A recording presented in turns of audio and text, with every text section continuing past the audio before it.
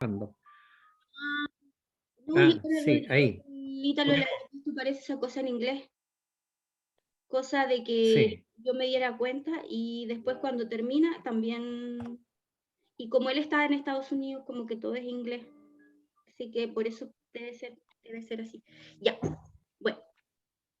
De todo lo que revisé, es que es súper amplio, bueno, y que se enlaza con la clase pasada, así que ahí voy a ir como completando, porque el Gabriel se retiró antes y tú tampoco pudiste venir, entonces vamos a ir como conversando también. Y también estaba un poco pendiente el comentario del Candio, ya a nivel general nosotros hicimos algún comentario, pero todavía no nos hemos extendido en eso. Era muy amplio ver el Goethe, el William Blake Schiller y Blake. y Schiller. No Y pude. el Friedrich. Revisé todo lo que más pude, revisé todo lo que más pude de Goethe, y con Goethe es como solamente lo de Kant, porque como ahora vamos a ver, lo voy a ir banando con Schiller, que también lo revisé, principalmente la parte teórica de los dos, ¿no? Y, y lo otro lo voy a relacionar con lo que viene, porque puse como 4 góticos, no sé por qué. Fui al inglés y después me fui también al gótico, ¿cómo se llama? Al gótico Son, greco. Así pero que igual, tiene a Goethe, Schiller y Blake. sí. Y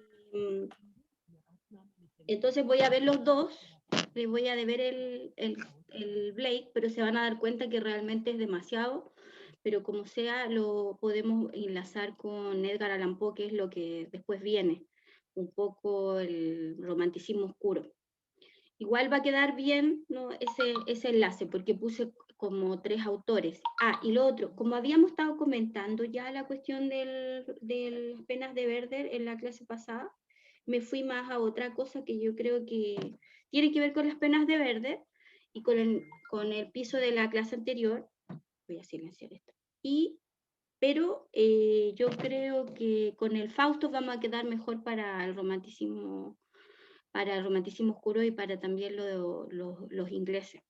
Entonces, hoy día vamos a ver un poco esa relación, yo creo que la institución de Goethe, porque Goethe es prácticamente una institución.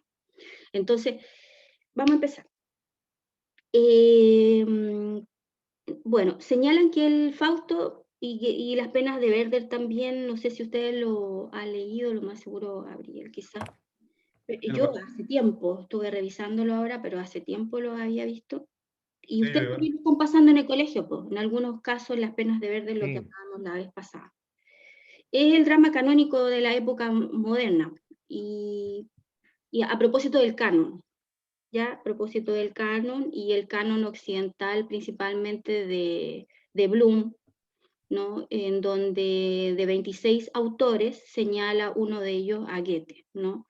Ustedes saben que, por ejemplo, toda esta línea del siglo finales del 18, 19 es la época de Goethe, así se señala. En Alemania, tanto en Frankfurt como en Weimar, toda esa construcción es prácticamente lo que se vivió con Kant y lo que se vivió también en el barroco y lo que se vive también en Grecia.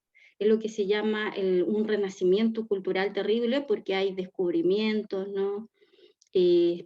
De todo tipo, ¿no? La teoría de los colores, de hecho Goethe genera una teoría de los colores, se establece también los descubrimientos como el galvanismo, los tipos también tenían los principales filósofos al lado, y siempre están construyendo esta literatura, ¿no? Alemana, ¿no? Esta como una relación con la identidad de la construcción de este país. Entonces, igual que los presocráticos, en el fondo es una cantidad, una decena, principalmente de personas que marcaron la Alemania. Y yo diría que en ese tiempo Germania, y lo digo así porque se decían eso, intentó construir, como lo que dicen algunos analistas, en una nueva Atenas. Ellos se consideraron así, como una nueva Atenas, y se consideraron como en un siglo de oro, ¿no? En una época.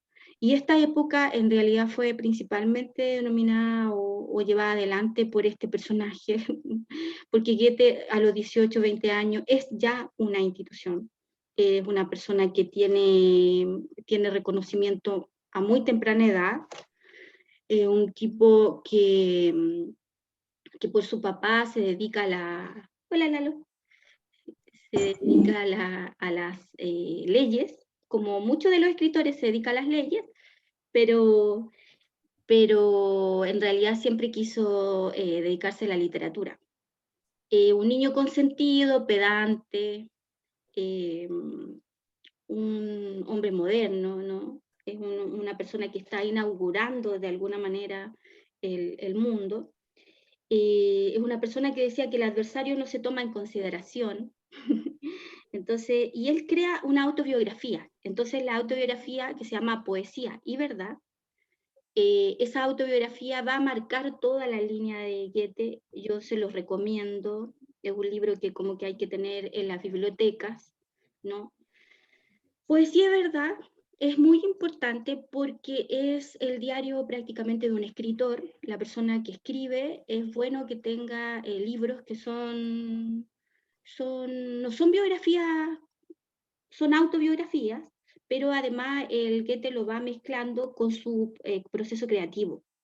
Entonces, por ejemplo, siempre recomiendo ahora lo que es, hace rato estoy leyendo, no he podido terminar, pero siempre, no sé si lo termina algún día, que es los diarios de Emilio Renzi, que es los diarios del escritor, ¿no? de Ricardo Piglia.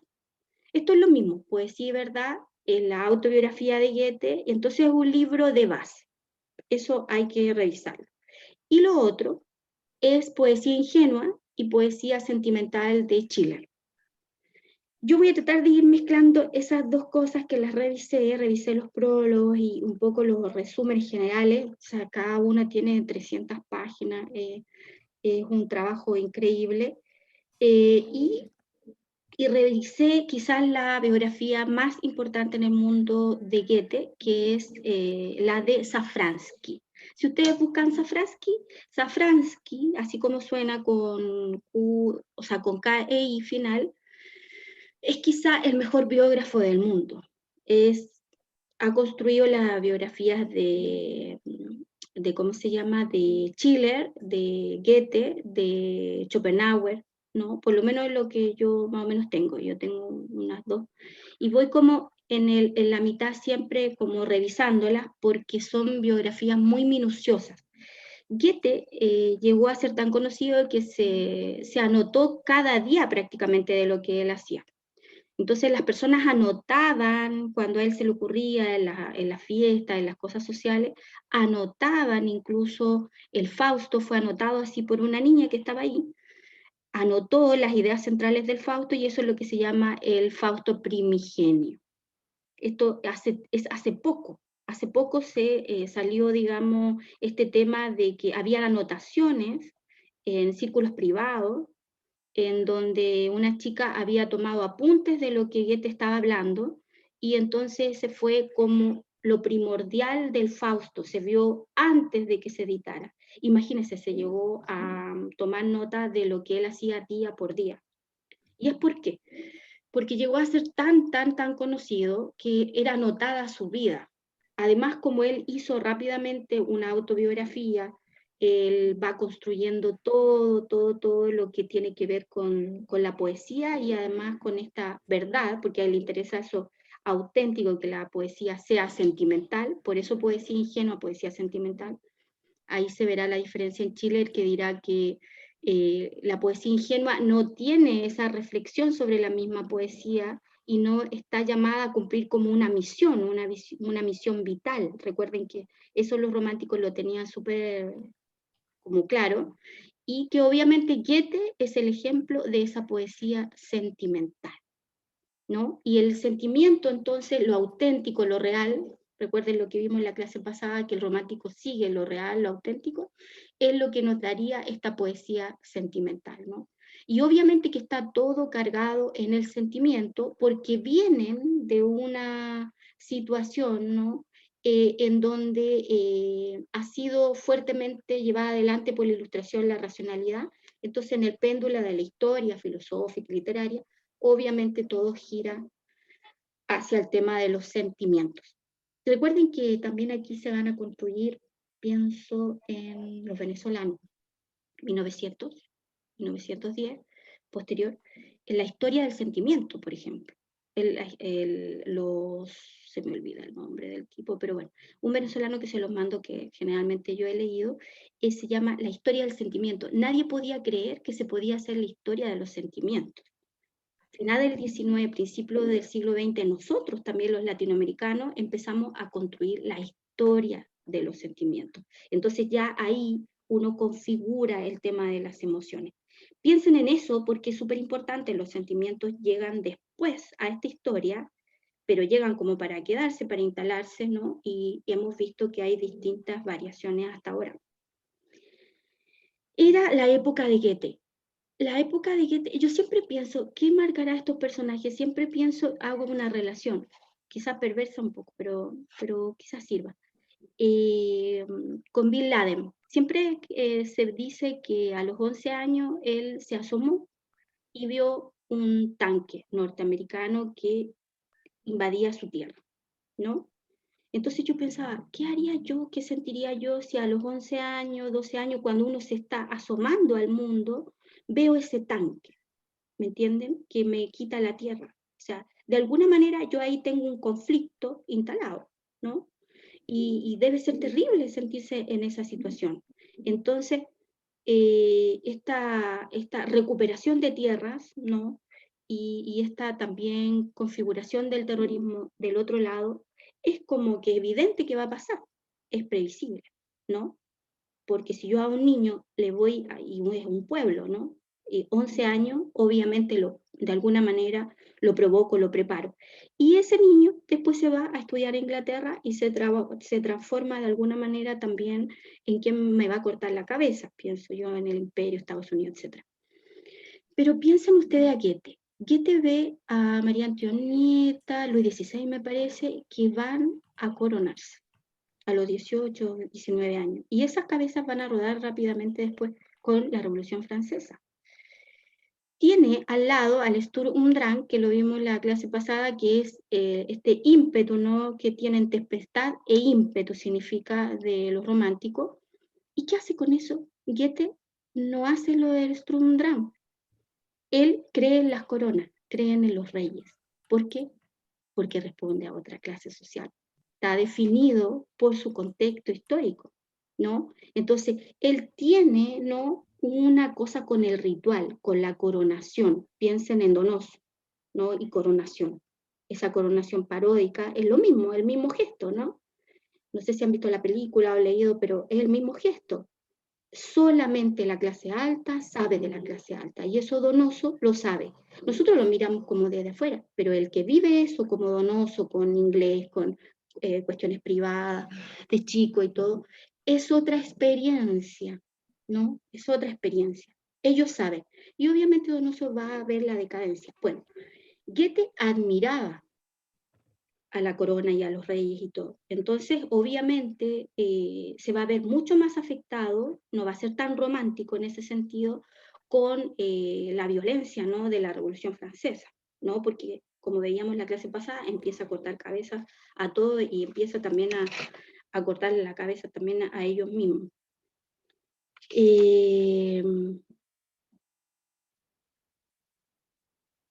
Pero él quiere, bueno, como es un niño consentido, quiere salir del tema de su mamá y todo, ahí lo explica Safransky en grandes páginas, y se va, digamos, si quiere ir realmente a Weimar, a Frankfurt, salir de toda esta visión familiar y poder de alguna manera entrar en otro tipo de espíritu, como que de alguna manera relacionarse con gente más joven y saber probarse un poco él mismo quién es, ¿no? Porque ha estado demasiado protegido por su padre, etc. Entonces, siempre va buscando los rituales, lo que yo le hablaba de Goethe, que se vestía para escribir a una hora todos los días, era una persona muy disciplinada, ¿no? Se vestía de café, dicen, ¿no? Con unas cositas aquí, todo es lo que nos cuentan en la universidad. Y rápidamente se enamora y como no es correspondido, siente como una traición, cae en depresión, 18, 20 años, y en realidad es rechazado en un tiempo fundamental para el ser humano, y de ahí queda marcado, ¿no? Con el tema de las mujeres, y además también es echado de la Liga de la Virtud, trata de entrar en una Liga de la Virtud que había como todo en Alemania y en ese tiempo. Recuerden que la construcción de la Ilustración también había dejado sociedades, ligas, etc. Él intenta entrar y lo rechazan, ¿no? Y porque en el fondo él responde a esta cuna, ¿no? Pero no es de la realeza, no responde a ciertas situaciones que deben ser más radicales, por lo tanto él también es un desplazado, aunque uno puede decir como un desplazado más acomodado. Entonces, no les gusta de alguna manera la filosofía, a pesar de que tiene al lado a los principales filósofos, porque le da muchas explicaciones. A él lo que le gusta es el misterio. Y el misterio para él viene de la poesía y la religión. Interesante porque el misterio es algo que va a dar vuelta hasta ahora. Yo creo que nosotros de alguna manera también somos antifilosóficos o antiteóricos por esto del misterio, como que la poesía y la religión hay algo indefinido, ¿no? Misterioso, que de alguna manera nos hace como quedarnos en ese momento, ¿no? Nos molesta un poco la filosofía porque duda, porque sospecha, porque se hace preguntas. Entonces él también cae en esa situación.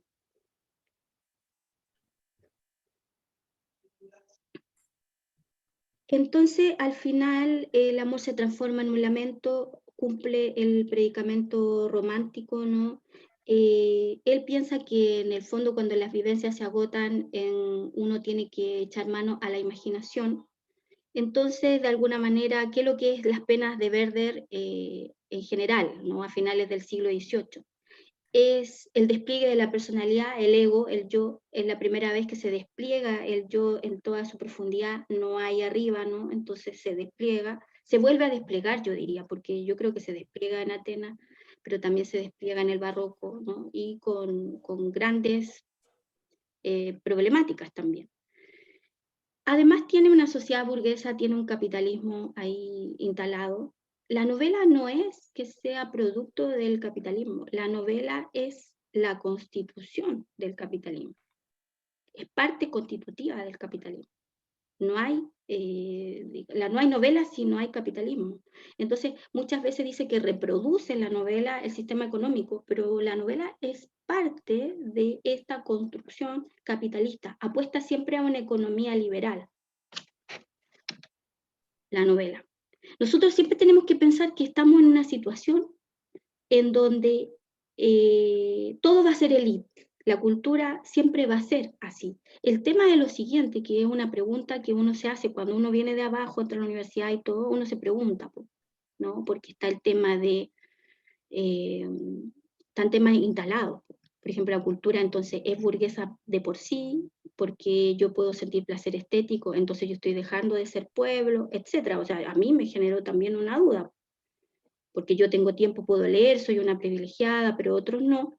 Pero recuerden que todo esto se debe a la tradición, a lo popular, porque no hay nada que haga Goethe en el Fausto, por ejemplo, o en las penas de Werder, que no responda a las leyendas de personas anónimas, de tradiciones culturales. O sea, son miles de factos para atrás que no fueron configurados en una novela hasta que llega alguien que lamentablemente es de la élite, y esta persona logra construir un Fausto que es universal. Y eso es canónico. Eso es un canon porque, ¿y quién lo define? Lo define Harold Bloom, lo definen ciertos críticos que tienen una orden del discurso, hablando en términos de Foucault, una orden del discurso a nivel internacional. Deciden qué leer y qué no leer, y qué leemos en la universidad y qué no leemos, etc. ¿No? Entonces, ¿cómo funciona el canon? Es interesante saber cómo funciona, como para poder establecer una deconstrucción de ese canon, que es lo que se ha tratado de hacer siempre, ¿no? Que es de construir ese canon para poder que entren una cantidad de escritores otros, pero al final, o de artistas, pero al final va a pasar siempre lo mismo. Entonces, en el fondo, en el Fausto, en el primer Fausto está, son dos Faustos. En el primer Fausto está, igual que en el Quijote. Quijote hay un Quijote y un segundo Quijote. En el Fausto hay dos Faustos, y en el primero responde más una línea romántica, sentimental, lo que estábamos viendo, ¿no? A lo que veíamos en la clase pasada, a esta configuración del romántico, del vitalismo, del tema del sentimiento. Pero el segundo Fausto es memorable, porque en el segundo Fausto es como el Quijote, está todo, están todas las construcciones medievales, todos los mitos griegos que ustedes se pueden imaginar, todos los personajes habidos y por haber, están de la mitología, no los de arriba, no los protagonistas, no está el Olimpo, están las Nereidas, como las medias bajas, por decir así, los personajes menores de las mitologías, las variaciones de esa mitología y cómo lo cuenta, la técnica es perfecta. Entonces, para construir el Fausto, que le llevó toda la vida, el primero le lleva un tiempo y lo publican, el segundo le llevó toda la vida y no lo vio publicado, lo publicaron póstumo. El mismo Harold Bloom señaló que Fausto, el segundo Fausto, era la novela más caótica que había leído, que era más caótica que el Ulises de Joyce, cuando lo vamos a ver ya después en el siglo XX con las vanguardias, o sea, y ¿quién ha leído el Ulises de Joyce? Yo he pasado algunas páginas, pero no entiendo absolutamente nada. Y vuelvo a leer y entiendo un poquito, después vuelvo a leer y entiendo otro poquito. Pero ya cuando uno le agarra la mano, logra entender. Y imagínense lo que se establece frente al Fausto. Es un símbolo a tal punto que se estableció lo fáustico. ¿Qué significa lo fáustico? Se adjetivó algo. Entonces, cuando yo ya adjetivo algo, de alguna manera yo estoy diciendo que ahí hay un símbolo de época. Un símbolo, algo pasa con eso. No respeta las normas canónicas. Increíblemente que es un canon que no respeta las normas canónicas. Entonces, si se acuerdan lo que hablábamos del Quijote, que la persona, por ejemplo, del campo, la pastora, se tenía que enamorar y no se enamoraba, o sea, todo lo contradice, va en contra.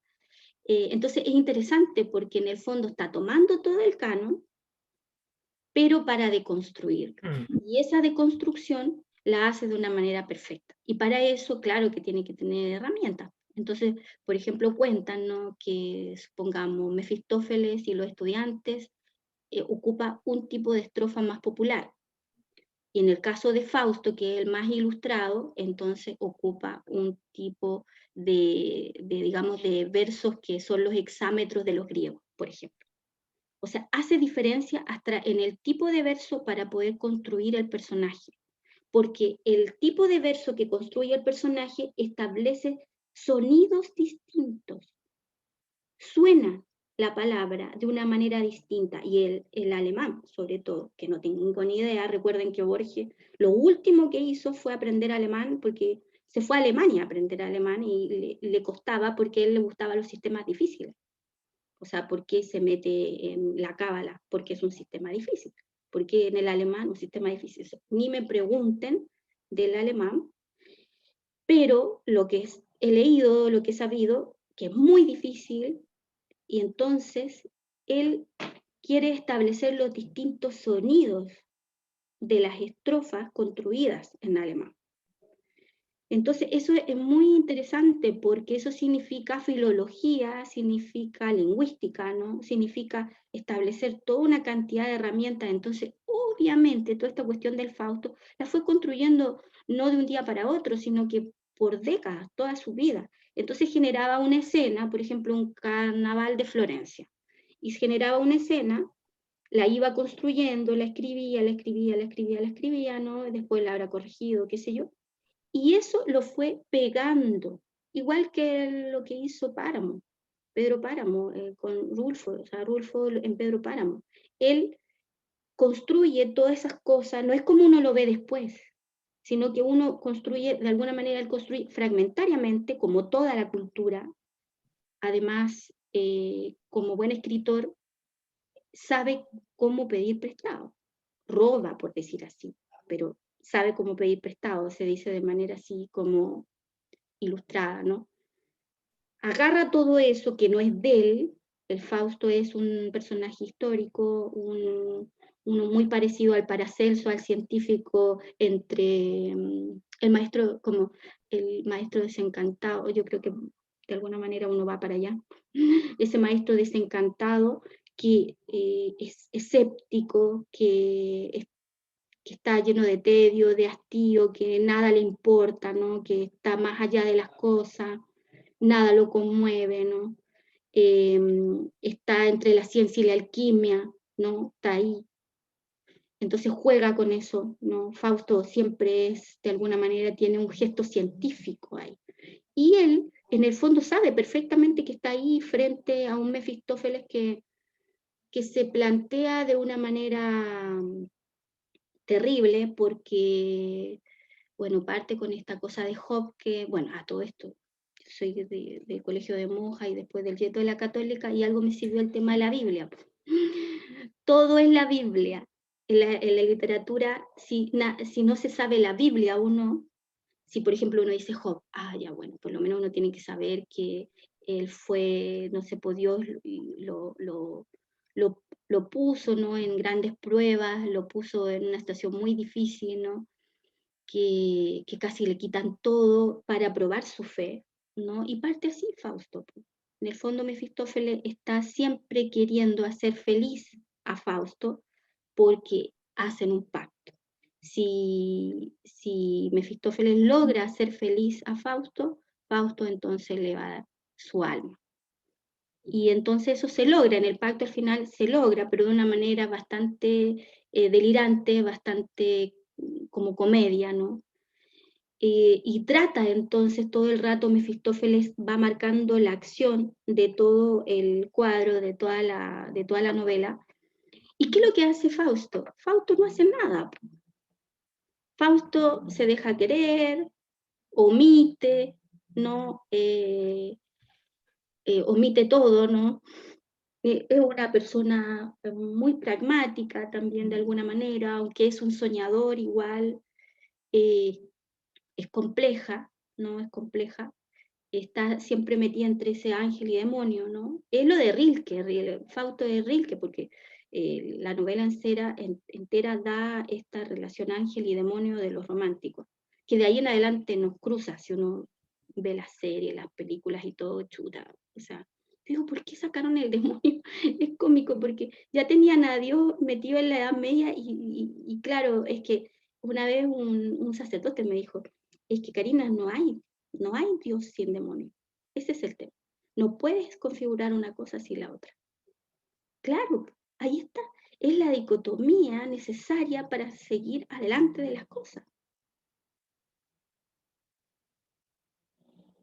Qué bueno. Genial. Oye, hay un montón de libros, se los voy a mandar, se descargan fácilmente, porque por ejemplo Safraski tiene 600 páginas, ¿me entienden? Una aburridera para otros, pero para mí es espectacular, porque a mí me gusta esa parte, qué sé yo. Y bueno, yo sé que todo esto es burgués, sé que todo esto es muy elitista, sé que esto es europeo y todo, pero la verdad, creo que toda esta gente le debe todo a la tradición popular, a los anónimos, a la tradición, a los nombres que yo no vamos a saber nunca. ¿Me entienden? Entonces, en ese sentido, todos estos robaron, no inventaron nada, de alguna manera. Lo que pasa es que ellos nos enseñan algo. Bueno, primero que esto es una cadena, ¿no? Porque el Fausto no existe sin el personaje histórico, existió. Segundo, sin el teatro, sin Marlowe. Marlowe generó, ¿no?, un teatro, la historia de Fausto, y eso genera marionetas, un teatro de marionetas, y lo que ve Goethe, ese es el teatro de marionetas. ¿Se dan cuenta la cadena? ¿Se dan cuenta que el teatro de marionetas no es una cosa menor? Yo tengo amigos que se dedican a eso, uno que acaba de morir, Marco Molina, se dedicaba y daba vueltas a Europa, y ahí lo reconocían, y acá nada. No, el teatro de marionetas es el catalizador público de este tipo de tradiciones. Entonces ahí todos los que supuestamente tuvimos el privilegio de estudiar, sabemos perfectamente que la cuestión partió ahí en la calle, con marionetas, con personajes, con gente viviendo, haciendo malabares, ¿no? Y no como uno piensa en grandes teatros solamente y todo eso. Lamentablemente, claro, esto se construyó en un canon y después se volvió y se fue hacia arriba, hacia arriba. Pero la gran construcción está aquí abajo.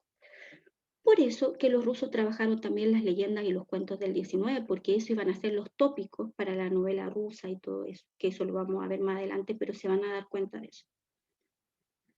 Bien, entonces, lamentablemente, se construyen obras no populares que muchas veces nadie lee, ¿no? Y que no lo lee el pueblo, es lo que decía Sartre. Lamentablemente, qué bueno, ya, genial. Y yo voy a subir también el de Safransky, para que vean cómo los biógrafos van construyendo, es que es muy, bien, muy buen biógrafo, porque el Safransky, recuerden, Safransky. Ese biógrafo lo que construye es vida y proceso creativo. Entonces va hilvanando tanto y construye tan bien la historia que tú estás metido dentro de Schiller, metido dentro de Goethe, ¿no? Y metido dentro de Schopenhauer. Por ejemplo, al Gabriel que le gusta y Schopenhauer y Nietzsche, ahí yo creo que, por ejemplo, leer Safransky, Schopenhauer y Nietzsche, los dos. Es como, claro, tenéis para rato ahí, pero ¿sabéis lo que yo hago? Yo no los compré, obviamente son carísimos, llegaron a una biblioteca y yo dije, chuta, ¿sabéis qué? Te cambio 20 libros míos por esos libros, hicimos un cambio, y tengo dos, en Santiago sí, y lo que hago es ir leyendo 2 o 3 páginas nomás, cuando tengo tiempo, voy avanzando en la biografía del personaje, y bueno, ahora está todo en PDF, entonces uno puede ir leyendo los prólogos, leyendo esto, lo otro, porque a mucha gente le asusta la cantidad de páginas. Entonces yo digo, no se asusten, lean lo que puedan, ¿me entiendes? O sea, es un poquito, pero es para captar el gesto del biógrafo, porque el biógrafo acá es muy importante, cómo va construyendo la vida y la obra. ¿Qué querías decir, Gabriel? ¿Cómo? ¿Querías decir algo? No, estaba haciendo mención a que El ponchito. lo que estás diciendo tú, porque que era muy costoso Yo te los presto. Sí, son caros. No los podría tener. Yo los libros que tengo más caros son los que me regalaron en la UDELA al final, que me dijeron, profe, ¿sabe qué? Tenemos un proyecto. Usted vamos a la feria del libro y compre lo que quiera. Ese fue mi regalo. Y yo tengo todos los Foucault, qué sé yo, y compré todo lo que pude con la plata que ellos tenían y que asignada y todo. Pero yo nunca había hecho eso. Ese era el regalo que ellos me dieron y todo. Y nunca pude, porque siempre en la Feria del Libro yo leía todo apurado. Por ejemplo, El Circo en Llamas de Enrique Lin, lo leí hasta como la mitad, me senté y lo leí. Y no tenía la plata para comprar. Ese, Safransky, así. Es muy, muy bueno. Sí, con ese. Con S y K I. Safransky. Bueno, mire, ven que ustedes nos vamos porque en el fondo todo es una cadena, pero recuerden, es interesante el respeto al teatro de marioneta. Eso es un poco lo que les quiero decir. ¿Por qué? Porque muchas veces el ilustrado, entre comillas, como que lo ve como algo menor, y no es menor. Porque así Goethe vio el Fausto en Alemania, con un teatro de marionetas, ¿me entienden? Baja del teatro, no entre comillas, no baja, sino que, por decir así, sube a una cosa pública, a una cosa masiva, a una cosa que ya no tiene teatro, sino que tiene esta construcción. Bien, lo primero entonces del Fausto, Job. Entonces hay que manejar la Biblia, lamentablemente, o para bien o para mal, como decía un profe por ahí. Fausto tiene todo porque tiene la tradición popular. El maestro desencantado, el pacto con el diablo, que es algo pero más antiguo que el hilo negro. Entonces, muy interesante ese pacto con el diablo, ¿no? Muy interesante, porque ese pacto va a aparecer en toda la literatura de alguna manera, sobre todo aquí en el romanticismo y obviamente en el gótico. ¿Qué pasa con Goethe? Goethe le molesta que la ciencia, ironiza con la ciencia, porque en este momento está en un espíritu científico, ¿no? Está todo lo científico y a él le gusta la ciencia, pero él cree en la preponderancia de la naturaleza. Entonces está tratando siempre de hacer caer la ciencia por la naturaleza, ¿no? Y tiene ese gran problema, esa paradoja. Eso es lo que pasa con Goethe, que Goethe es un intelectual de transición. Generalmente son del siglo, finales del 18 y 19, son intelectuales de transición. Cuando nos pilla el final del siglo y el principio del siglo que viene, en general, como todos dicen, ¿no? Nietzsche ya lo vio, algo viejo va muriendo, algo nuevo va naciendo, pero ninguna de las dos cosas acaban de completarse. Bueno, entonces le molesta eso, le molesta esta situación, ponle tú, le gusta la ciencia, pero por otro lado no cree que la naturaleza va a pasar por sobre la ciencia. Entonces está siempre tratando de demostrar qué pasa con el espíritu humano, qué hace el ser humano. Y trabaja también con otro tópico, que es importante para la teoría literaria también, que es la tragedia de la inocencia perdida, ¿no? Eso es Margarita, que es la enamorada de Fausto, que bueno, Fausto la deja, ella termina suicidándose, se muere su papá, su hermano, etc. Ahí Ofelia, ¿no? Y toda la construcción de la inocencia perdida de la mujer pasiva, ¿no? Que espera y todo. Eso también es un tópico que se repite, la inocencia perdida, ¿no? Karina, ahora quiero hacer un comentario. ¿Ya? A propósito de Goethe, interesante también hacer, bueno, el nexo que tú has hecho brillantemente con las épocas. A propósito de Goethe, que era prácticamente un renacentista, o sea, era de todo. Era como no cabían prácticamente profesiones que no, o sea, o mejor dicho, actividades que él no hiciera, pues, aparte de su faceta más conocida de poeta o escritor, él era prácticamente de todo, no sé, pues, físico, ¿qué más? Sí. Drama- Dramaturgo, abogado, ¿qué más? Abogado, se logró Claro, claro, como un nexo con el Renacimiento, que el Renacimiento igual hace como, tú sabrás, pues el foco en el hombre, en este caso, aunque por supuesto el romanticismo tiene sus particularidades, pero igual es como ese nexo está, pues, la vuelta al hombre, al individuo en este caso, frente al mundo. Sí, pues, y la República de las Letras, es como un tipo Leonardo da Vinci, sí, pues, y por eso se llamó la época de Goethe, porque No, fue como una, tan grande, todo así, como así. una especie de...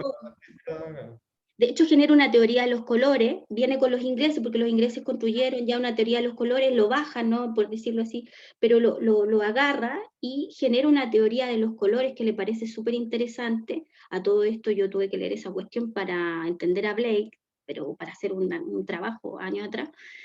Tuve que leerme esa cuestión de las teorías de los colores y todo. Es interesante, claro, porque ahí uno entiende los pintores y todo, por qué pone un verde, un rojo, y por qué esas dos cosas, que son cinéticas y son adyacentes, generan una percepción en uno, que si no está el rojo y el verde ahí, no lo genera. Entonces, esta sensación de la adyacencia de colores, de toda esta construcción. Entonces, claro, porque también venían inventándose el tema de los colores fuertemente, o sea, los tipos iban detrás de un azul, por ejemplo, Turner, va detrás de un cierto tipo de gris, va detrás de un tipo de azul, Siena, por ejemplo, los impresionistas. Entonces, van detrás de un rojo. No es cualquier cosa, ¿me entiendes?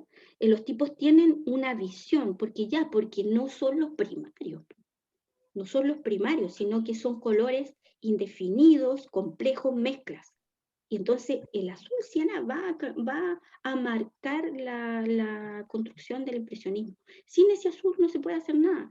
Y eso después uno lo va entendiendo en esa teoría de los colores que además Goethe se mete ahí y genera su propia teoría. Entonces, claro, uno dice, está metido en todo, claro, en todo.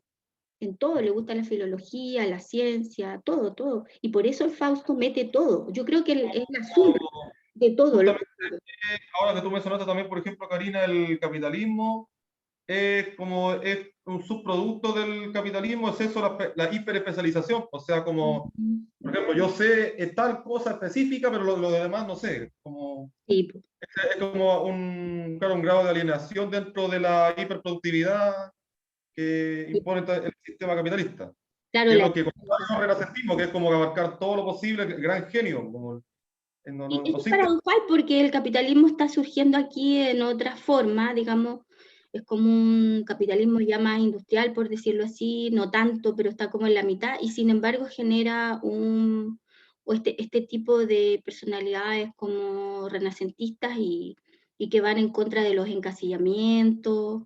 Por ejemplo, Sí, pues en tiene este caso y su son Salvador como figuras excepcionales, porque por supuesto el capitalismo, a mi modo de ver, claro, en su máxima expresión deniega porque le interesa como la hiperproductividad, o como la producción en serie, más que como generar excepcionales, como sujetos excepcionales. No, po. Claro, claro que este se le va, po. Yo creo que él tiene los privilegios, la posibilidad, el tiempo también, y por eso está la construcción de la burguesía, ¿no? Floreciente, como para que se te va, porque en el fondo también construyas, yo creo que el capitalismo va construyendo también su propia autodestrucción ahí, porque, claro, el tipo empieza a pensar, ¿no? El tema o sea, yo creo que es loco porque de alguna manera está en el individualismo, el capitalismo está sentado ahí en el individualismo, es lo que es para nosotros ahora, como el único mundo posible, pero más para ellos, porque es una cosa que se está construyendo y no se avisora nada más, pero ellos tienen algo que a lo mejor nosotros también lo vemos de alguna forma, y a lo mejor hay un parangón, que es la revuelta, pero ellos tienen la revolución ahí en la puerta. O sea, tienen la guillotina que se te va acercando, y yo encuentro que eso es mortal. Yo creo que debe haberle generado un impacto mental, espiritual, etcétera, porque a pesar de que esas revoluciones son burguesas, etcétera, están ahí las revoluciones. Entonces, eso me parece a mí que es como nosotros, que no podríamos hablar de una revolución con la revuelta del 19, pero sí con un periodo prerevolucionario prácticamente, yo siento, revuelta, ¿no? Eh, eh, hay algo ahí que ahora venía peleando con un amigo artista, le decía, no, que tienes que poner el cuerpo y estar ahí. Hay algo que tiene que ver, claro, como la falacia de la experiencia, hay algo que me dice a mí que hay que estar, que estas construcciones de revolución, revuelta y todo, no son teóricas, no son de escritorio. Y creo que si hay algo que llama a la acción, ¿no? Es el romántico. Pero si hay algo que uno ve de inactivo, es Fausto, porque es Mefistófeles el que está haciendo correr todo el tiempo, todo el tiempo, todo el tiempo, el que está construyendo todo, y Fausto solamente sigue la inercia de las cosas. ¿Y es por qué? Porque en el fondo están los grandes principios que tiene Goethe ahí. El principio de la actividad, pero también el principio de la omisión, la paradoja que tenemos nosotros, que de repente estamos construyendo, construyendo, construyendo, y de repente, ¡pum!, nos vamos como un blackout. Y esta paradoja que vive también el romanticismo es también una época muy, muy de revuelta, muy de descubrimientos, de ciencias, de todo. Entonces es muy complejo también. Y claro, genera este tipo de personalidades que yo creo que es difícil verlas, pero se me imagina. Ahora tengo un amigo que pareció a eso, que se llama, como lo que hablaba el Javier, el Fernando Salamea, por ejemplo, que es matemático, es crítico cultural, como que la hace toda. Es muy difícil como encontrar como ese tipo de personalidades que te pueda hablar como de todas las cosas, ¿no? Y claro, obviamente él sigue a Nobel y lee el borrador general, yo no tenía idea, me lo mando el borrador general, y claro, no entiendo nada de repente cómo está construido. ¿Por qué me habla de estas grandes obras? O del Fausto, ¿no? ¿Por qué? O de Melville, por ejemplo, Moby Dick. ¿Por qué? porque ahí se está jugando todo lo que de alguna manera en la tradición popular ya se jugaba, ¿no? Entonces, claro, son los grandes temas universales y el proceso creativo principalmente.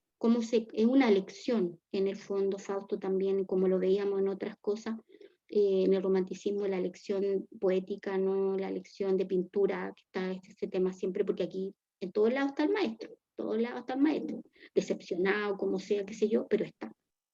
Y esa relación maestro-discípulo que viene de los griegos es un tópico también, ¿no? Así como la inocencia perdida y todo este profesor desencantado sigue siempre ahí. ¿Cuáles son los que viene después? Lo que viene después, porque es loco porque Fausto no termina ahí, sino que, por ejemplo, el doctor Fausto de Thomas Mann.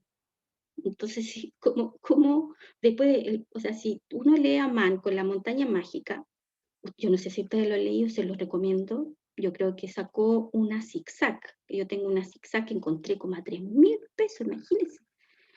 Está como cerrada así con plástico. Creo que La montaña mágica es uno de los libros mejores que uno ha leído, porque al final son libros suma. Entonces también, claro, Tomás Mann le lleva mucho tiempo. Y imagínense cómo va a tomar al doctor Fausto y va a anticipar el nazismo. Y eso es lo interesante de Mann, porque ya es política, ¿no? Política, filosofía, literatura, ¿no? Y eso en el fondo va construyendo también Mann su apuesta literaria, ¿no? Entonces, es muy interesante esta construcción porque tarde o temprano, de alguna manera, hay una reflexión fuerte en los alemanes de su propio totalitarismo y de su propio fascismo. Ellos mismos son capaces, si los filósofos son fascistas, en algún momento pienso en Heidegger, ¿no? Y en Kant, de alguna manera, por su imperativo categórico y esa cosa que se ha visto, los escritores son realmente antitotalitarios. Ellos se adelantan al propio fascismo que va a generar su totalitarismo que va a generar su propio país. Entonces, y pescan esta tradición y la agarra y la baja y la puede construir y dar vuelta al revés, por decir así. Entonces, eso es lo fascinante, de que cuando uno lee un libro que es de una sociedad burguesa, producido por eso, constitutivo de eso, uno con esos mismos elementos puede construir la crítica al propio capitalismo, a su propia sociedad, de antes, de ahora, de todo. Eso es lo interesante del arte y de la literatura, que no contaron con nuestra astucia, ¿no? No contaron con que las clases medias y populares llegáramos a tener herramientas formativas, ¿me entiendes? Todo se construyó para que nosotros no llegáramos. Y cuando nosotros empezamos a llegar, fue a raíz de grandes revueltas, revoluciones, etc. No fue algo que se diera prácticamente, ¿no? Y siempre, como les digo, en una primera, segunda, tercera categoría, ¿no? Los técnicos para esto, para lo otro, se categorizó mucho. Y las mujeres y los niños, como ustedes saben, siempre quedamos en la última parada de la historia, los ancianos, etc. Entonces, no está bien eso. Pero justamente el arte y la literatura te permite hacer la revuelta, ¿no? Y con esas mismas herramientas uno dice, ahí está. Y claro, obviamente las decisiones políticas de uno y todo, porque esta cuestión no es solamente de estar leyendo ahí. Ellos generan la teoría del genio. A todo esto se ve en el Fausto, es la gran teoría del genio.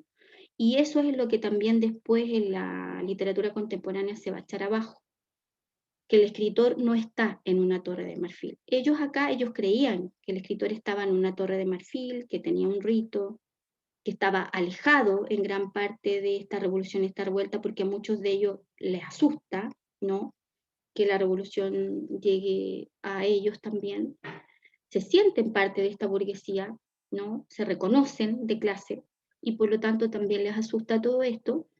Y esta teoría del marfil y de la torre de marfil y del ingenio, o sea, que este tipo es fuera de lo común, ¿no? También sobresaliente, y siempre pensando en que tienen detrás el Quijote y Shakespeare, ¿no? Siempre como siempre los dos grandes que tienen ahí.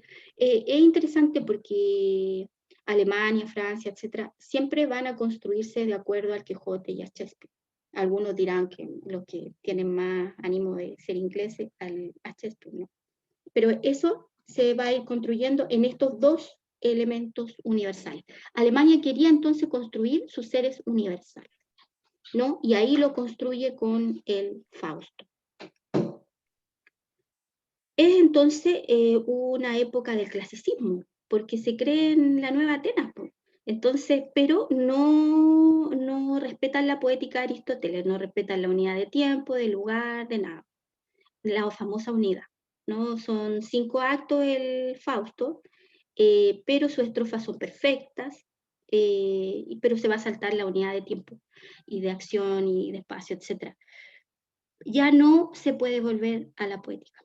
Entonces ahí ya se está marcando un tema y ahí ustedes van a darse cuenta de que se puede pasar de un ajusticiamiento de una persona que ha sido, una mujer que ha sido deshonrada, como en el Quijote también, a un festival florentino, y por lo tanto, ¿qué es lo que vamos a hacer? Vamos a ver los carnavales, ¿no? Vamos a, en Fausto se hace, pienso en el Cándido, ¿no? Que viaja hasta Buenos Aires, en el Fausto se hace un viaje hacia la Atenas, y van buscando los presocráticos, ¿no? Y van en una escena que se está construyendo un niño chiquito en una probeta, se ha construido, Fausto se encuentra con una cantidad de personas que han construido, científicos que han construido a homúnculos, se llaman, hombres chiquititos en probeta. Y esos hombres chiquititos en probeta recuerden lo que hace Shelley con el Frankenstein, porque está la idea de que el hombre puede producir el golem, Frankenstein, el monstruo, ese mitad hombre, mitad, digamos, amorfo, esta persona que es y no es. Eso, si logras hacer eso el hombre, y eso lo sabe, por eso la ciencia también está ahí, sería otro Dios. Está ahí, y logran ellos hacer el viaje hacia la Atenas, y solamente los presocráticos, con el cielo, el agua, o sea, el aire, el agua, la tierra y todo, piensen en Empédocle y todos los presocráticos, con los elementos naturales, logran que este homúnculo salga de la probeta y viva. ¿Se imaginan eso? ¿Me entienden? Ahí se está... ¿Por qué se fue Lalo? ¿A dónde está? Dice por el chat, por el WhatsApp que se le cae el internet. Eso escribió, parece. Sí, creo que sí. Y se podrá Sí, volver eso dijo. que tenía mala señal, la otra vez también tenía mala señal. Pucha, ojalá que se vuelva a conectar.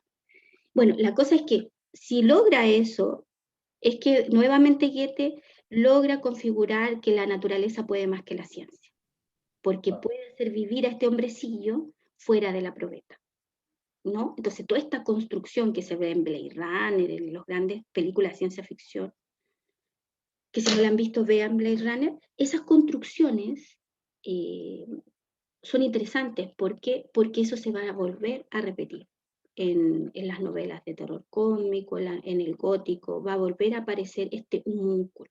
Ahí está Lalo.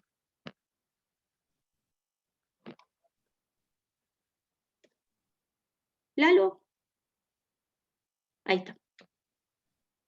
Te quedaste en el homúnculo. Este hombrecillo de probeta que va hacia los presocráticos y ahí vive, en el Fausto. Esa es una escena. Que es interesante esa escena, porque de alguna manera va a construir todo lo que uno piensa después en la clonación, después uno piensa en los monstruos, en la configuración de la ciencia, y en todas estas escenas que va a ver en las películas de ciencia ficción, ¿no? De quedar pequeños hombrecitos, pero que al final son los presocráticos los que lo hacen vivir fuera de la probeta, y la ciencia no ha logrado, solamente lo mantiene ahí, un pequeño hombrecillo que lo mantiene en probeta. Entonces, pero no puede darle vida fuera de ese elemento. Sin embargo, los presocráticos en esta construcción, ¿no? Homúnculo. A ver, déjame buscarlo, que lo anoté aquí. Como este hombre, homúnculos. Con H. Homúnculos. Aquí lo tengo. O, El músculo. músculos, sí. Difícil de pronunciar. Sí, así. Así. Entonces, recuerden, solo la naturaleza crea vida, la ciencia no puede. Esa es la puesta de... Es súper interesante, Karina. Ahora el alcance que hiciste tiene repercusiones hasta el día de hoy. Por ejemplo, pienso en el proyecto transhumanista eh, planteado por el hermano de Huxley, William Huxley, que en el siglo XX, no sé si lo cacháis, planteaba, bueno, él planteó el término transhumanismo, que es justamente esta idea de que la naturaleza humana puede ser modificada para poder superarla, con fin en este caso, bueno, supuestamente para mejorar la raza humana, pero en el fondo es como tú decís, pues la manipulación del hombre que se cree Dios, del hombre que pretende crear algo a través de la ciencia. Sí. Eso ahí me acordé, bueno, yo he leído harto el tema transhumanista y me parece que hasta el día de hoy hay cosas que parecerán fascinantes, pero por un lado son siniestras. Sí. Porque uno piensa, por ejemplo, hay gallos súper famosos, por ejemplo, Elon Musk. Entonces, Elon Musk, que es como un magnate, un empresario que un excéntrico, que ha hecho experimentos tecnológicos, por ejemplo, a uno que salió hace poco, Neuralink, que intenta como que hacer como conexiones en el cerebro, pero tratar de conjugarlo con internet, no sé, como que ahora uno va a poder buscar, por ejemplo, mentalmente, va a poder buscar cosas en internet, así. Pero eso, ¿qué implica eso? O sea, esos avances tecnológicos tan acelerados, por ejemplo, en China también hay, bueno, el tema de la IA, por ejemplo, de la inteligencia artificial, o sea, está bien, pero ¿hasta qué punto uno están jugando con el tema de la naturaleza humana? O sea, nos pueden manipular, pueden jugar con, como tú dices, con el tema de mefistofélico, como de vender el alma al diablo, a la ciencia, ¿no? Tipo la dictadura de la tecnología. Bueno, igual yo pienso que nosotros estamos siendo chocados igual se aceleró demasiado el proceso tecnológico y para algunos es una liberación y para otros también una dictadura, se puede ver de las dos formas. Se dice Claro, también...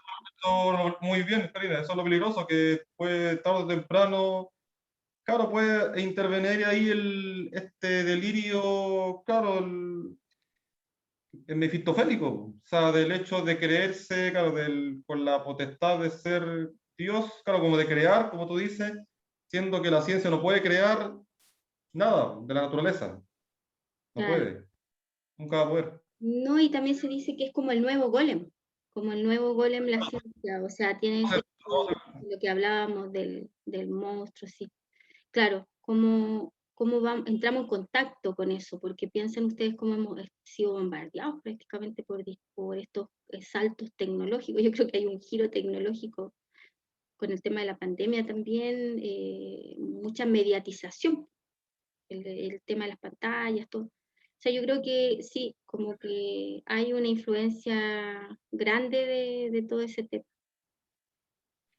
Oye, Sí, además, todo lo que, perdón, se hace, pero no se sabe que se hace. Yo hace como, ¿cuánto? 3 años encontré una noticia por ahí, que es típicas noticias chiquititas y pasan así desapercibidas, que en Inglaterra estaban de hecho experimentando con materiales genéticos para sacar bebés con claro. distinto material genético de personas, por ejemplo, dos hombres y el óvulo de la mujer, y así, como que intentaron, ¿ves? Esto parece que se supo y como que salió a la luz pública, lo frenaron un poco, pero uno al final sabe que hay muchas cosas que se hacen pero no se dicen, y ahí es donde está el tema. Sí, Yo sinceramente tengo como pánico al tema de la inteligencia artificial también, que al final como que las apariencias engañan tanto que al final uno no sabe, ¿será un ser humano el que me está hablando al otro lado? Sí, no, sí, es todo un tema, como es todo un tema. que están haciendo las noticias y que no son seres humanos. Claro, claro, de todas maneras, y el tema de estos como monos mecánicos que habían antiguamente, los autómatas, ¿no es cierto? Más refinados, sí, de todas maneras. Ya, entonces, sí, pues sí, es loco, yo creo que todo viene así, o sea, uno da para mucho todo lo que está pasando. Pucha, el Lalo. Ese es Angol, y debe ser el tema del tiempo también, porque el tiempo es raro, hay como que mucha lluvia, muchas cosas. Ya, a ver.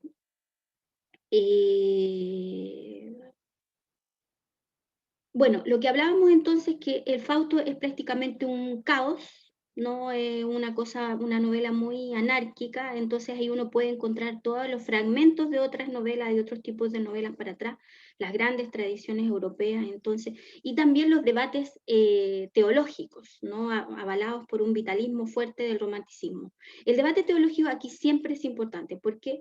Porque está el catolicismo que decía que las obras nos salvan, y el protestantismo decía que solo la gracia de Dios. Siempre hay ese debate, ¿no? Entre los protestantes y los católicos. Nosotros no vivimos mucho, pero los europeos siempre, y este canon occidental tiene este tema. Las obras entonces nos salvan, que es lo que cree el catolicismo, o los protestantes dicen solo la gracia de Dios. Y siempre está ahí, se está jugando el Fausto ahí, en ese debate teológico también. Porque recuerden que Goethe no da un paso sin este debate teológico, también es un intelectual de transición y está en función también de esos debates que se están llevando adelante también en el seno de la sociedad. Bueno, al final el Fausto se cumple por hacer unos diques, qué sé yo, el Fausto quería hacer unos diques y Mefistófeles logra hacerlo feliz, entre comillas, y entonces vende, le quita de alguna manera su alma. Y aquí hay varias lecturas, ¿no? Hay varias lecturas que de alguna manera vence el progreso, de alguna manera vence al tema, a la naturaleza con este progreso técnico, ¿no? Con los diques que él puede construir. Entonces, si se dan cuenta, aquí también están las grandes apuestas de los debates. El progreso no es el que vence, el progreso técnico o la naturaleza. Igual, de todas maneras, estamos siempre ahí. Lo que estábamos hablando de la tecnología es eso, un progreso técnico frente a la evolución humana, ¿no? Entonces, siempre estamos en esa situación. También está un tema también que por el progreso Fausto a través de los diques podía ayudar a las clases más populares, entonces está estas visiones como más de ver a Fausto como un ser filantrópico. Si ustedes ven, se van a dar cuenta que igual las grandes obras son obras abiertas, entonces al final tienen finales que también se pueden interpretar. Pero al final todas esas aristas también nos representan en alguna otra medida a nosotros también. La verdad es que Fausto, muchos señalan que es un gran pecador, entre comillas, en términos judeos cristianos, porque él ha sido responsable de la muerte de Margarita, de la chica que dejó prácticamente, abandonó, y su madre, su hermano también se mueren con este tema. La muerte también de dos ancianos, porque él le ha quitado un territorio, una tierra a estos dos ancianos. Es interesante aquí porque Fausto no logra ser feliz. Entonces se encuentra con personas que son felices con cosas sencillas. Y entonces él no entiende que puedan ser felices de esa manera. Yo creo que también está eso ahora con el tema de la pandemia, ¿no? Entonces Filemón y Fancy está eso, como estos viejecillos que viven con su pequeña tierra, no quieren más, no necesitan nada más, ¿no? Pero Fausto está siempre buscando en las cinco patas al gato, no es el hombre moderno, es esa disyunción, ese escepticismo que todos tenemos, ¿no? Entonces, le da rabia con ellos y le compra su tierra, etcétera, pero los termina arruinando y los ancianos se mueren. Y en el fondo era para construir estos diques, pero de alguna manera esa usurpación de tierra implica también una destrucción del otro. Y entonces señalan que Fausto igual de alguna manera es el hombre moderno porque es un extractivista, no sé, pues, también es un depredador, etcétera, etcétera, etcétera, aunque tiene esta cosa filantrópica porque, no sé, pues, si ustedes se dan cuenta, a la izquierda tiene a Soros, en la derecha tiene a otros, pero siempre hay un filántropo detrás de las cosas que trata de compensar esta situación, ¿no? Pero en el fondo igual hay algo perverso y hay algo ahí, ¿no? Hay algo que tenemos que reflexionar.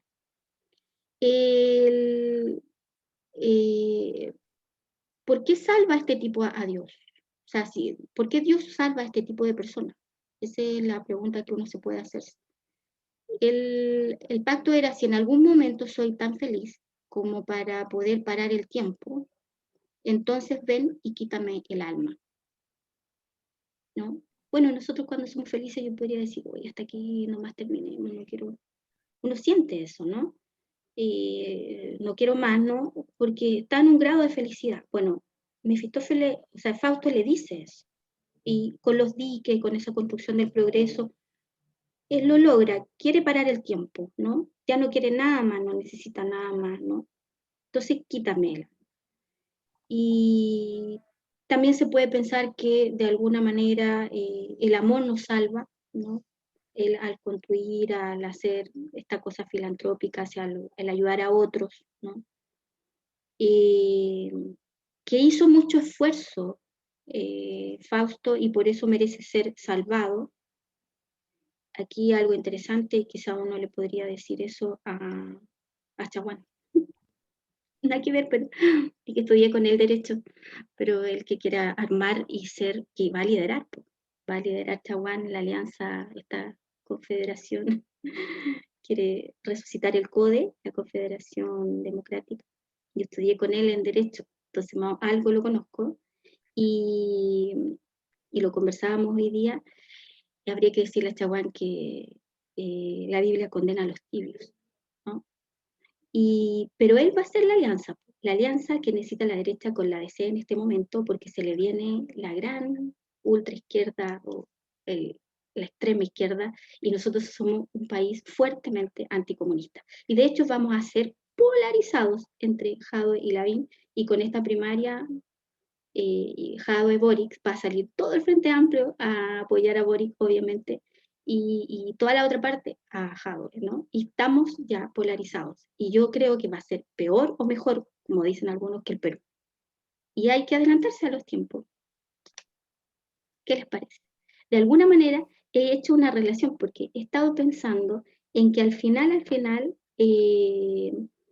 se juega el Fausto hasta, o sea, vivimos algo fáustico, ¿no? Vivimos como un pacto, que a veces es liberador, a veces traidor, ¿no? Claro. Vivimos esta paradoja, ¿no? Y siempre hay bisagras, siempre hay gente que está dispuesta a enlazar, porque él sabe que no va a tener un tercer gobierno de derecha, así como vamos, ¿no? Desbordes también. Lavín espera en Santiago, están todos haciendo campaña. Sichel está aquí, los otros están no sé dónde, todos los candidatos están. Yo no sé si ustedes lo leen, lo ven, pero yo trato de ver dónde están, pero están haciendo campaña. Jadwe también salió a hacer campaña. Empezó la carrera presidencial, ¿verdad? Entonces, uno va viendo esto y va leyendo Fausto, y yo no sé, pero siento de que tiene mucho que ver. Tiene mucho que ver, no es una cosa que uno lee una novela en un lado y lo otro está pasando en el otro, sino que... Sí, pues el pacto, siempre está el pacto, la posibilidad, siempre está como el peligro de transar con el diablo, o sea, de pactar con el diablo. Tipo, Como siempre está como la disyuntiva, pues, el dilema ahí entre, pucha, ¿qué hago? ¿no? Y Chaguán en Por este eso, momento va a ser el gran líder, entre comillas, yo me acuerdo cuando hablábamos en la universidad, está en su momento histórico. Entonces hay que seguirlo. Desbordes tenía su momento histórico y uno lo seguía y se cayó. Le faltó el marco. Y ahora en este momento, entonces él sabe que no tiene un gobierno de derecha asegurado, ya lo ha dicho Desbordes, lo ha dicho otro, y ahora está criticando al gobierno más que cualquiera desde el mismo interior. Entonces, algo nos quiere decir eso. La estrategia de Longueira, yo pensé que iba a dar resultado, no dio resultado. Y esa es la carta histórica de Chaguán. ¿Ven? Entonces uno lo va siguiendo y uno dice, ya, ahí puede ser. Uno puede que se equivoque, pero la verdad es que yo siento que vamos hacia una polarización como en el Perú y vamos, lamentablemente, por ejemplo, yo ya tengo enfrentamientos terribles con mis primos que me dicen bueno, ellos generan asado y cuestiones, los antivacunas, le digo yo, todos son antivacunas, y ellos dicen, pero tú eres comunista, pero dime si tú eres comunista. ¿Me entienden? Porque todo lo que sea crítica a cualquier cosa y todo lo que sea social, ellos lo van a configurar como comunismo.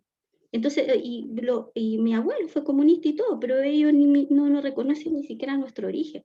Entonces, le digo yo, no, de partido no. Hay ideales y cosas, pero no de partido. pero tú estás en contra de la Bachelet, del Lago, esto y lo otro. Le hago la crítica a todos ellos por esto y lo otro y todo, pero es un anticomunismo como que impacta, ¿me entiendes? Entonces ya llega un momento en que uno dice, sí, soy comunista, y por eso no me vaya a invitar al asado, no vaya a hacer esto, no vaya a hacer lo otro. Como los testigos de Jehová, ¿no? Va a haber una segmentación, porque yo podría decir, no, como ellos son antivacunas, no los veo más. Sería algo mejor hasta sanitario. Pero la verdad es que no me parece, pues, o sea, sé que es una cosa colectiva, pero lamentablemente si ellos no quieren ponerse la vacuna, yo no creo que haya que segregarlos, porque hay gente que también está segregando a los que no se pusieron la primera dosis y la segunda dosis. O sea, hay todo un tema, pero vamos, yo creo que estar enfrentados frente a eso. Bueno, y quiero terminar con lo siguiente. Hay entonces este ego moderno insaciable, ¿no? Desde esta novela, que se centra solo en nosotros mismos. Ya no tenemos una naturaleza, no tenemos el colectivo en ese momento, y solo hay un individualismo. Entonces, el hombre premoderno se podía, esta pareja de ancianos, se conformaba con la felicidad, entre comillas, no con la felicidad, sino que con la vida, con lo que tenía, porque la felicidad era en el más allá. Esta era un valle de lágrimas para sobrevivir, y la felicidad estaba más allá. Pero el hombre moderno no. El hombre moderno quiere la felicidad acá, porque ya no tiene cielo, no tiene esa teodicea. Entonces, de alguna manera, siempre va a explotar al máximo todo para poder agarrar esta felicidad. Y esa es la gran tragedia del hombre moderno. ¿Por qué? Porque todos sabemos que eso no se alcanza. Lo supieron los románticos, lo van a saber los contemporáneos, y lo manejamos todos nosotros. El tema de la única idea es como no irse al tedio, a la Gran Depresión, etc. Pero todos sabemos que eso es inalcanzable. ¿Por qué? Porque al final va en contra de incluso como las cosas materiales, reales, pero también las cuestiones las cuestiones subjetivas, ¿no? Entonces sí hay un vacío, sí hay angustia, sí hay esto y lo otro. Hay como que reconocer esa realidad, que de alguna manera ese gran esfuerzo que nosotros hacemos por alcanzar algo que es inalcanzable. Y al final este ego es en el fondo lo que logra Fausto establecer o pasarnos tan fuertemente. Este ego moderno angustiado, con esos personajes que ya son memorables, o sea, ese diablo gracioso, ingenioso, activo totalmente. El mal es inicuo, ¿no? ¿Cómo se dice? Inicuo. Está en todas partes. Eso lo dijo Hannah Arendt también, ¿no? Y lo dice la Biblia, el mal está en todas partes, inicuo, ¿no? Es legión, ¿no? Viene por todas partes, te bombardea. Es gracioso, te seduce y obviamente logra ser un personaje también memorable, uno de los grandes personajes de la historia. Es una dualidad. Yo creo que somos en parte eso, pues, Fausto y también Mefistófeles, siempre ahí de alguna manera dando vuelta. A nivel general, eso es como un poco la lectura de varias cosas ahí que revisé y todo, pero en general este es un tema que pucha, inagotable, pues. Es fascinante además porque por lo menos yo siento que es muy vigente, o sea, a nivel personal yo también lo vivo así, y también a nivel político y todo lo que está pasando, y también lo que pasa en el Perú, lo que pasa en Colombia, ¿no? Lo que uno va siguiendo en otras partes del mundo a nivel de política internacional y también en la literatura. Así que eso es, pasamos un poquito, pero ese es como el tema. Ya, ahora Javier va a hacer sus comentarios del Cándido, para terminar. Se fue al sur. Bueno, como siempre te he dicho, es fantástico tus conexiones, toda esta fundamentación de intelectualidades que vienen de tanto tiempo y que incluso tienen tanta vigencia en el mundo actual. Yo creo que ahí hay un tema cómo poder mantenerse con entusiasmo, con sentido de vida y con pasarla relativamente bien. Entonces, yo creo que estas son cosas que tal vez uno tiene que dejarse navegar. Yo a mis nietos les digo que yo soy, no soy humano, soy un humanoide, porque resulta que me operé de una cadera, me pusieron una prótesis de cadera, entonces cuando paso por los aeropuertos tengo que advertir porque me suena el fierro. Entonces yo les digo que, claro, soy humano, pero también tengo de máquina.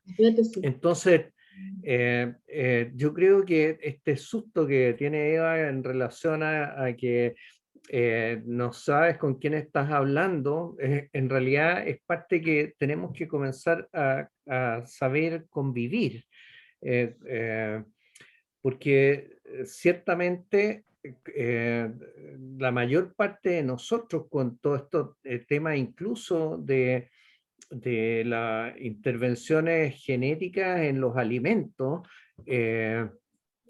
nos hemos transformado. Mis dos primeros hijos son de estatura normal y mis otros siguientes dos hijos de la misma mamá y el mismo papá son unos gigantes, están cerca en el 1,90 m o más.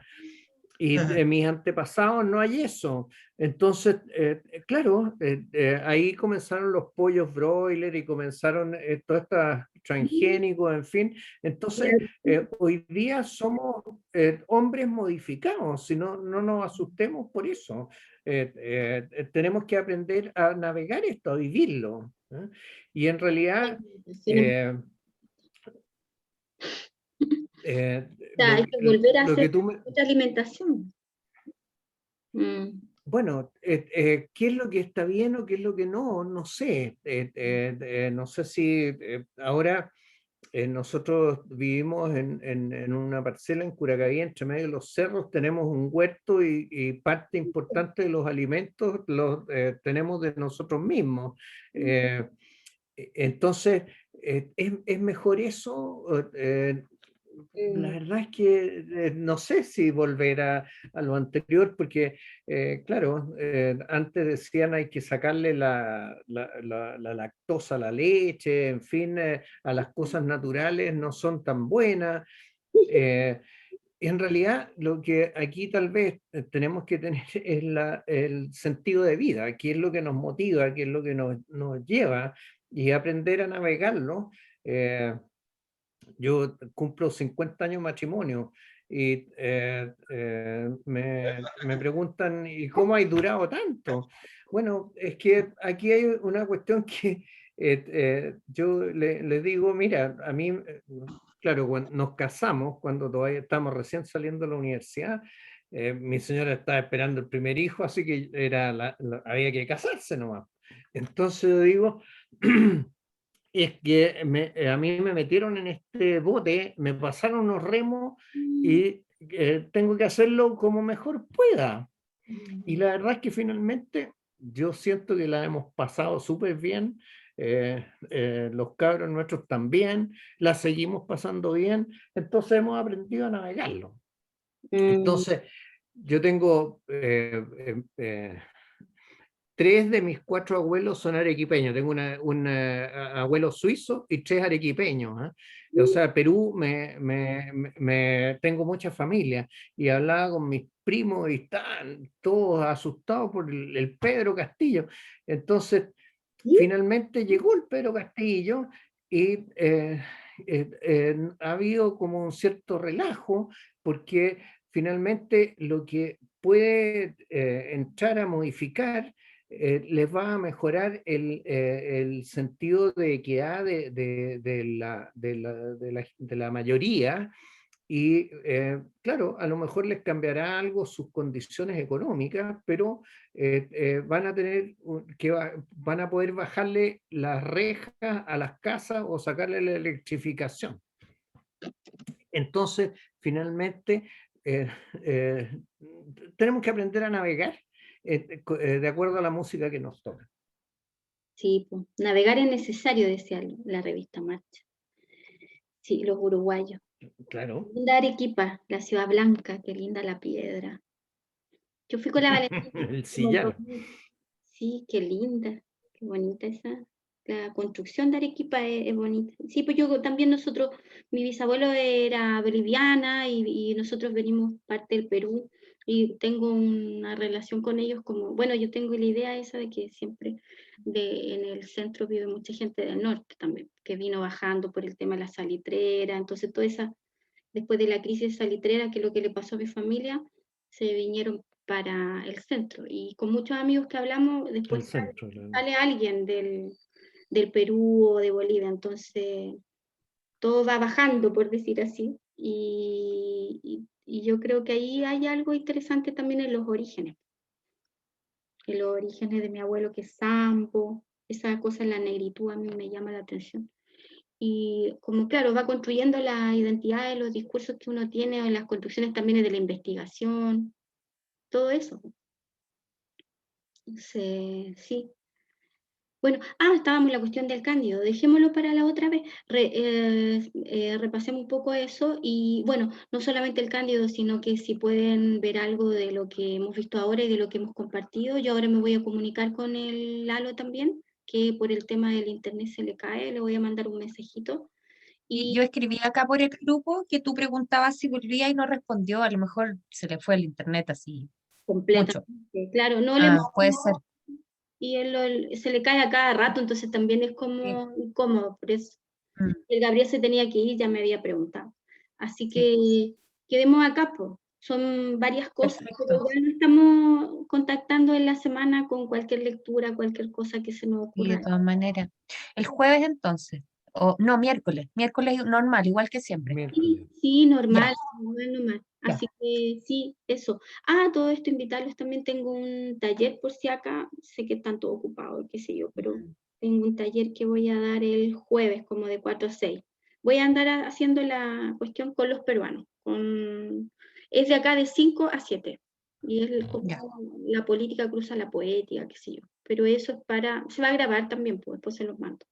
Pero es claro, también para poetas de 20, 25 años del Perú. Y ahí en Libertad, un pueblito del norte. Así que ahí estamos súper. apoyando esa cuestión. Ya, pues, que Qué estén bien. bueno. Tú también, Cairiña. Lo mismo. Un beso a los dos, que estén Chao, bien. Javier, que Saludos, estén bien. cariño. Saludos, Chao, cariño. Eva. Lo Chao, mismo. Chao, chao. Gracias. chao, chao. Ahí sí.